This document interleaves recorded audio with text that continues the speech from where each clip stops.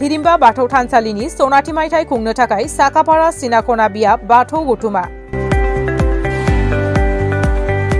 आसाम नाङैनो सिनायथि मोननो हानाय उदालगुरि जिल्लानि खैराबारि हालामनि बेन्दोंआव थानाय हिरिम्बा बाथौ थानसालियाव बोहैथि दाननि 20-21 आरो 22 जानुवारि एबा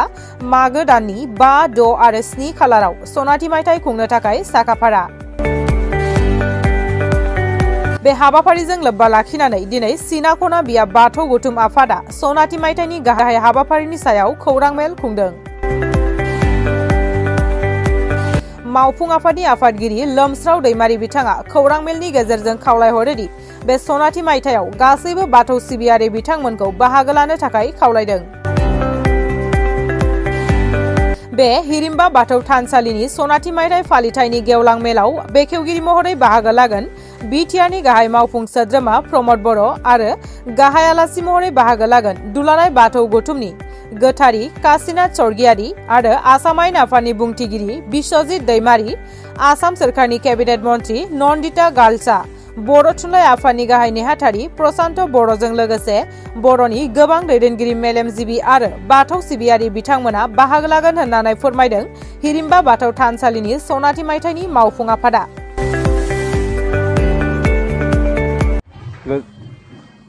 दहाय बोराइ बाथौ गासैनिबोसिमबो आङो खुलुमनाय हरनाय जाबाय। जोङो आगोलावनो एसे फोसावखानाय जादोंमोन। 1972 मायथाइयाव गायसनजानाय बे हिरिम्बा बाथौ थानसालिया फैयै फैयै दिनै 2022 मायथाइयाव 50 बोसोराव बियो आगान होबाय। 50 बोसोर कमप्लिट जाबाय। दा बिनिखायनो बिनि सनाथि मायथाइखौ नैबे जानुवारि दाननि 20, 21 आरो 22 अक्ट'आव खुंनो थाखाय जोङो थि खालामनाय जादों। जोङो बानजाय आफादनिफ्राय आरो लोगोसे जोङो मेन बडिनिफ्राय जोंनि साफ्रोमबो बाथौआरि सुबुं बिथांमोनखौ जोङो गोसो गोरबोजों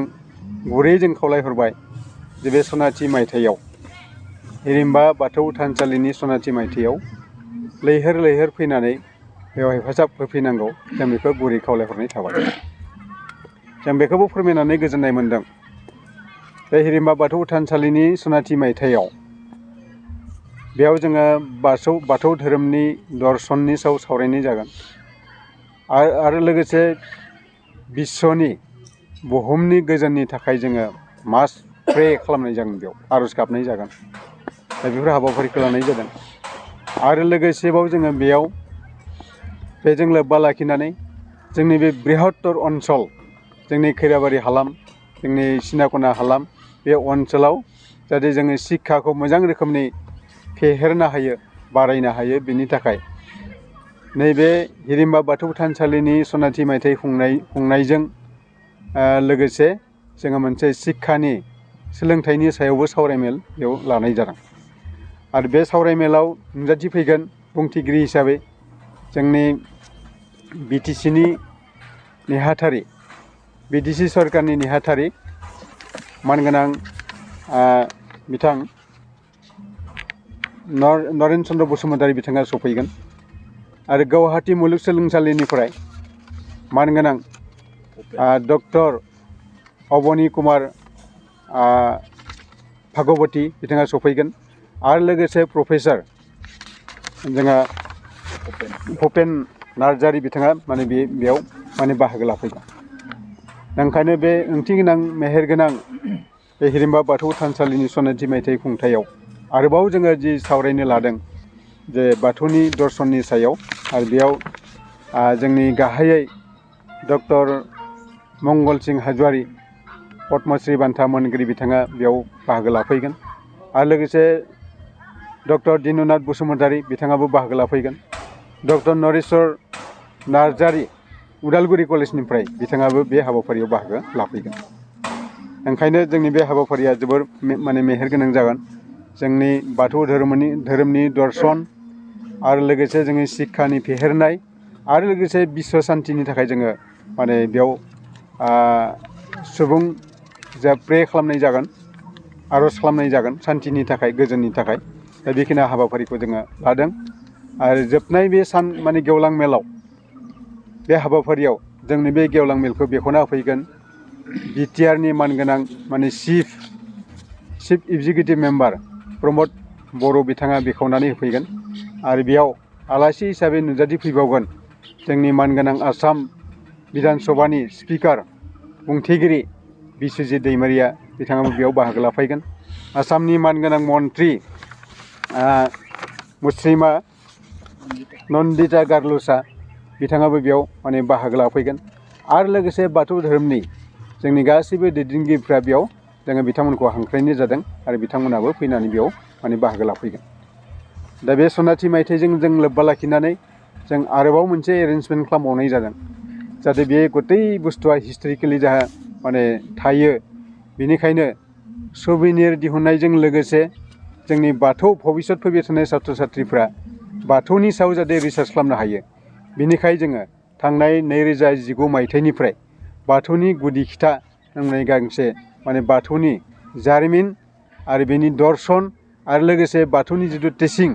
बे टिचिंफोरखौ बे लेखायाव जोङो सरजाबनाय जादों ओंखायनो बे लेखाखौबो जोङो बेयाव नैथि खेबनि थाखाय बेखेवनाय जागोन आरो बे हाबाफारिखौ माने मावफुंगोन जा मानगोनां रत्नेस्वर बसुमतारी गागि लिरगिरि नोंथांमोना गासिबो निश्चय सिनायखागौ दा ओंखायनो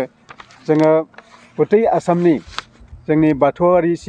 सिबियारि बिथांमोनखौ जोङो खावलायहरदों नैबे मेलनि गेजेरजों जाहाथे बिथांमोना फैनानै बाहागो लाफायो जों बेखौ गुरै खावलायनाय थाबाय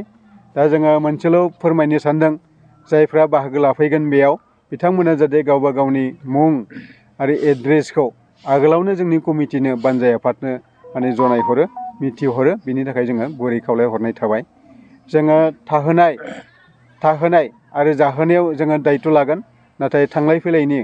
माने खरसाखौ गावबा गाव खालामनांगौ होननानै जोङो आफादनिफ्राय बानजाय आफादनिफ्राय गुरै खावलायहरनाय थाबाय ओंखायनो बे हाबाफारिया फैगौ जोंनि 21 आरो 22 जानुवारिनिफ्राय बेयाव स्टार्ट जागोन जोङो हाजासे जोंनि बाथौआरि बिथांमोनखौ जोङो जेसेबां हायो एसेबां जोंनि जारिमिन आरो लोगोसे बाथौनि जिथु तत्व बे तत्वफोरखौ नैयाव माने मोजाङै जोङो पाब्लिसिटि खालामनो थाखाय जोङो नाजानाय जागोन आरो जोङो हांख्राय हरदों आरो बिथांमोना माने गावबो फैनो थाखाय खोथा होदों वेस्ट बेंगलनि जोंनि दार्जिलिं जिल्लानिफ्राय बिथांमोना सफैगोन माखासे आरो लोगोसे नेपाल हादोरनिफ्रायबो जायफोर बाथौआरि सुबुं बिथांमोनाबो फैगोन आरो जोंहा डिमापुरनि माने बाथौआरि सुबुं बिथांमोनाबो बेयाव बाहागो लाफैगोन होननानै जोङो एसे मिथिना मोननाय जादों आरो लोगोसे जोंनि गुबुन गुबुन जिल्लानिफ्राय माने बाहागो लाफैगोन जोंनि बाथौनि दैदेनगिरिफ्रा जायफोर फैनो गोसो बिथांमोना माने एकदम फैनो हागोन आरो बेयाव बाहागो लानो थाखाय जोङो खावलायहरदों आरो बेयाव जोंहा थाहोनाय आरो जाहोनाया जोंनि कमिटिनि मोनसे दायित्व जास्ट थांलाय फैलायनि खरसाखौ गाव बाहायनानै माने फैनांगोन बेखायनो जों खावलायहरदों दुलाराय बाथौ गौथुमनि नैथि नेहाथारिमोन आं गिबि नेहाथारिया रुंसारि बिथां बानेस्वर बसुमतारीमोन बेनि उनाव आं नैथि नेहाथारि जादों बेनि उनावनो दुलाराय बाथौ गौथुमखौ दिनै बाहाय मुंखौ सोलायनानै गुबुन गुबुन मुं होनाय जादों थेवब्लाबो बै बाथौ गौथुमानो दिनै दैदेनबाय थादों सारा इन्डियायाव होनना बुंजागोन आरो आं जेब्ला दुलाराय बाथौ गौथुमनि गाहाय नेहाथारिमोन बै समावनो जों बाथौ धोरोमखौ गुबुन गुबुन जायगाफोराव बर'नि गेजेराव जायफोर बर'आ गावनि धोरोम आसारफोरखौ नागारनानै गुबुन धोरोम आसार खान्थि आरो आजावदो बेफोरनि गेजेरावबो जों फोसावनानै बांसिनखौनो जों गावनि बाथौ धोरोमाव लाबोफिनदों बे समाव जेरा बर' हारिनि बर' मानसियानो बाथौ धोरोमारिफोरानो खौसेयाव गैयामोन आपार आसामथिं गुबुन दङमोन मध्य आसाम बा लवार आसामाव गुबुन गुबुन राहायै गावबा गाव नियमजों फुजिदोंमोन नाथाय दुलाराय बाथौ गौथुम आफादा जोनोम जानाय लोगो लोगो दुलाराय बर' माहारिया खौसे लामाजों आगान सुरनायनि मोनसे लामाखौ संनानै मोनो आरो बयबो फैनानै दुलाराय बाथौ गौथुमनि नेमखान्थि बायदियै दाब दाब जायगायाव थानसालि लुनानै दाब दाब जायगायाव फुजिग्रा फुजिसालि लुनानै बाथौ धोरोमखौ सिबिनो हमो आरो बाथौ धोरोमा धोरोमनिल' आसार खान्थिखौ फोसाबाखै बियो बर'नि गेजेराव हाबा हुखा जानाय बर'नि गेजेराव जिथु बर'नि थैनाय थांनायनि आसार खान्थि आरो गासैखौ फोसाबनानै मोनसे मोजां लामायावहा लांनो नाजागासिनो दं आरो दिनै मोजां लामायाव सहैदों बेनि उनाव जों बिखेखকৈ आंनि दैदेननायावनो जों वेस्ट बेंगल भुटान आरो जों नेपाल पर्यन्त जों बाथौ धोरोमारि बर'फोरखौ नागिरनानै जों दावबायहैदोंमोन जों नेपालावहा 10 दिन थाहैनानै बाथौ धोरोमारिफोरा माबायदि आसार फालिदों ओरै नागिरनानै सहैदोंमोन नेपालाव थांनानै नुहैदोंमोन जे माखासे बर'फोरा गावनि राव आसार खान्थि धोरोम सिबिनाय बेफोरखौ नागारदों जों बेयावहा दाब दाब गामि ओनसोलाव जायफोर गामियाव नेपालिजों लोगोसे बर'फोराबो दं थानानै गावनि धोरोमखौनो सिबिदों नाथाय बायदि बायदि हुदाजों सिबिदोंमोन बेफोरखौ खौसे खालामनो नाजादोंमोन गोबां नाजानायनि गेजेरजों बर'फोरखौ दिनै लाबोनो हादों जायफोरा दिनै बाथौ धोरोमारि गौथुमनि सिङाव थानानै नेपाल हादोराव थानाय बर'फोराबो आरो वेस्ट बेंगलाव थानाय बर'फोराबो दिनै दुलाराय बाथौ गौथुमनि नेम बायदियैनो बे गौथुमनि आफाद जायोब्ला बे गौथुमनि कनफारेन्स जायोब्ला लोब लोब फैनानै बिथांमोना हेफाजाब होफैदों बेबायदिनो त्रिपुरा थिंगालि त्रिपुरायाव थानाय बर'फोराबो बांलादेशआव थानाय बर'फोराबो बाथौखौनो सिबिदोंबाबो नेमखान्थिया आलादा जाहैदोंमोन नाथाय बाथौ धोरोमारि गौथुमा नाजानानै बै बर'फोरखौ संदाननानै नागिरना मोननानै बर'फोरा सिबिनाय मोनसे जायगा दं थावनि दं ओरै होननानै बर'फोरखौ खौसे खालामनायाव बिसोरबो दिनै जोंनि दुलाराय बाथौ धोरोमारि गौथुमा फोसावनाय बाथौनि नेमखान्थिखौ धोरोमनि नेमखान्थिखौनो फालिदों आरो दिनै गौथुमनि मेल मिटिंफोराव बै त्रिपुरा बांलादेशनि बर'फोराबो फायगा खालामदों आरो बेबायदिनो दिनै बाथौ धोरोमा जोबोद गोसारनो लादों जों फोसाबनो लादों आरो फेहेरनो लादों आरो बर'फोरखौ खौसे खालामनो नाजागासिनो दङ नाथाय दुखुनांथाव बाथ्राया जे गेजेरावनो आरो सानैसो मानसिया जोंनि गेजेराव नुजानानै माने किसुमान लामा मानानि बाथौ धोरोमखौनो मोननै लामाजों लांनानै जोंनि मादाव सेरखाय बेरखाय खालामनो नाजागासिनो दं नाथाय बिसोरनि नाजानायखौ जों जाफुंहोआखै आरो बिसोरनि नाजानाय फेलें जागासिनो दं आरो दिनै बेबायदिनो नै सिनाकना आं बे ओनसोलनिनो बे गामिनिनो सिनाकना गामिनिनो सुबुं आं नैबे साखाथियाव थानाय एम इ स्कुलावनो फरायदोंमोन बिदि दिनै जोंनो बे थानसालिखौ गायसनदों एम इ स्कुलाव फरायबाय थानाय समावनो गायसनदोंमोन गायसनना नाथाय बे समावहा जोंगा मांगा खालामनो हायाखैमोन उननि मुगायाव नै जोरा लोमस्राव दैमारि बिथाङा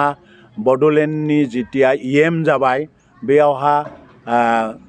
माने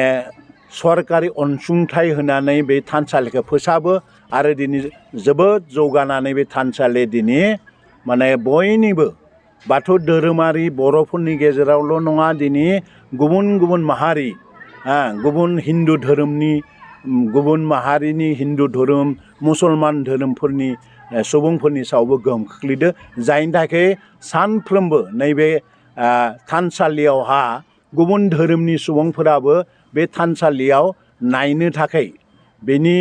माने मिथिंगायारि आबहावाखौ लानो थाखाय दान्दिसे नुजाफैग्रा जादों बेयाव जों जोबोद गोजोनदों आरो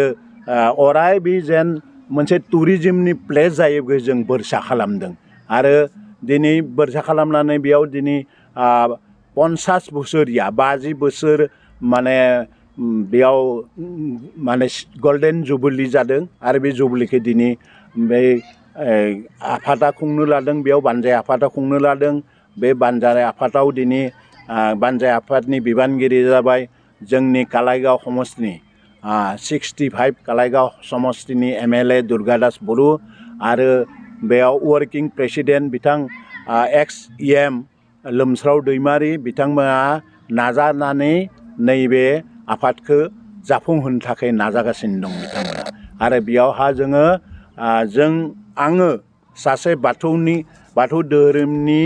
बिबानगिरि हिसाबै आथिखालाव आं बिबानाव गैयाब्लाबो दिनै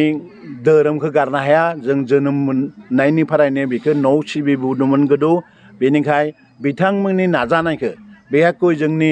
लोमस्राव दैमारिनि नाजानायखौ बेखौ टुरिस्ट प्लेस खालामनो थाखाय टुरिज्मनि थाखाय जिबायदि नांगौ बायदि मुवा बेसाद बा मिथिंगायारि आबहावाखौ मोजां खालामनो थाखाय नाजादों बेनिखायनो आं बिथांखौ जोबोद साबायखर हरदों आरो बे जाहाथे जाफुङो उननि मुगानि जोंनि माने सेंग्रा सिख्लायाबो जाहाथे बेखौ लामा संनानै जाहाथे जाफुङो बेखौनो आं गोसो लुबैदों आरो मोजां मोनदों बेनिखाय आं